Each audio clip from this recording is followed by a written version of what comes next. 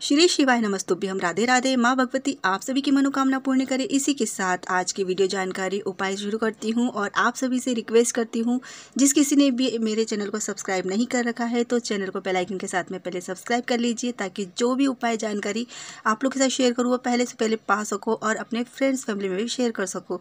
तो जैसे कि आप सभी को पता है कि शिव महापुराण एक पवित्र ग्रंथ है। शिव पुराण में मुख्य रूप से शिव भक्ति और शिव महिमा का विस्तृत वर्णन है। लगभग सभी पुराणों में शिव को त्याग, तपस्या, वात्सल्य और करुणा की मूर्ति बताया गया है। शिव सहज ही प्रसन्न हो जाने वाले एवं मनोवांछित फल प्रदान करने वाले हैं। शिव पुराण में शिव के जीवन चरित्र पर प्रकाश डालते हुए उनके रहन सहन, विवाह और उनके पुत्रों की उत्पत्ति के विषय में विशेष रूप से वर्णन। भगवान शिव को सदैव से ही लोकहितकारी माना गया है। त्रिदेव में उन्हें संहार का देवता भी माना गया। शिव उपासना को अत्यंत सरल माना गया है। अन्य देवताओं की भांति भगवान शिव को सुगंधित पुष्पमालाओं और मीठे पकवानों की आवश्यकता नहीं होती है। शिव तो स्वच्छ जल, बिलपत्र और कटीले और न खाए जाने वाले पौधों के फल, धतूरा आदि से ही प्रसन्न हो जाते। भगवान शिव को किसी भी प्रकार के मनोरम वेशभूषा, आभूषणों, अलंकारों की आवश्यकता नहीं होती है।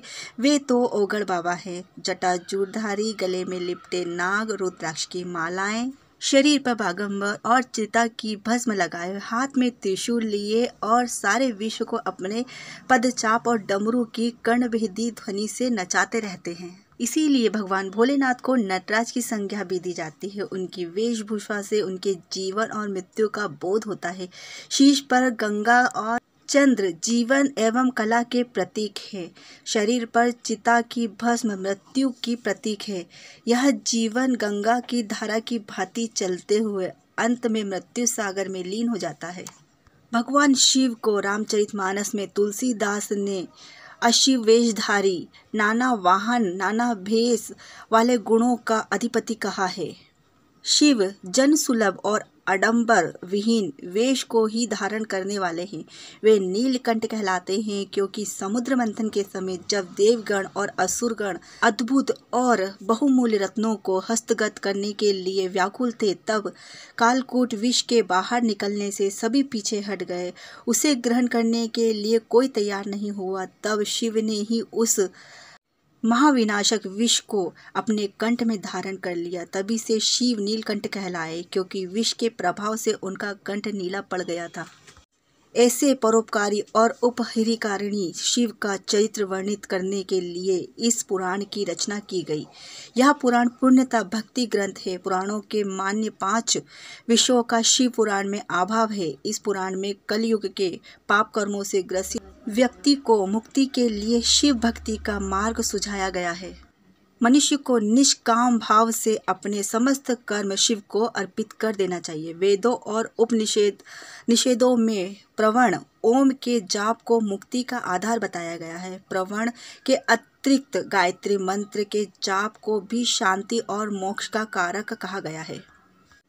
परंतु इस पुराण में 8 साहित्यों का उल्लेख प्राप्त होता है जो मोक्ष कारक है।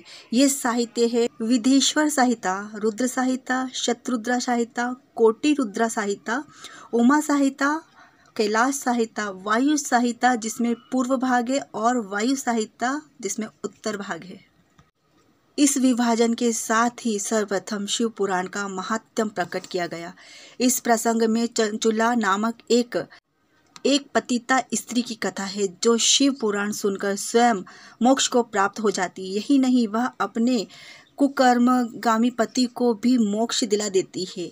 तदुपरांत शिव पूजा की विधि बताई गई है। शिव कथा सुनने और सुनाने वालों को उपवास नहीं रखना चाहिए, क्योंकि कहा जाता है कि भूखे पेट किसी भी चीज़ में मन नहीं लगता है। इसी कथा सुनने में भी मन नहीं लगेगा, और भूखे पेट कथा में मन नहीं लगता है तो उसको पुण्य भी प्राप्त नहीं होगा। इसी के साथ गरिष्ठ भोजन, बासी भोजन, वायु विकार उत्पन्न करने वाली दालें, बैगन, मूली, प्याज, लहसुन, गाजर तथा मांस मदिरा का सेवन भी वर्जित बताया गया है। और जो दूसरे साहित्य बताए मैंने आपको, उनका संक्षिप्त वर्णन में आगे आप लोग के लिए लेके आऊँगी। अभी की जानकारी आप लोग को कैसी लगी कमेंट करके ज़रूर बताइएगा। फिर मिलती हूँ नई जानकारी के साथ में। तब तक के लिए राधे राधे। श्री शिवाय नमस्तुभ्यम।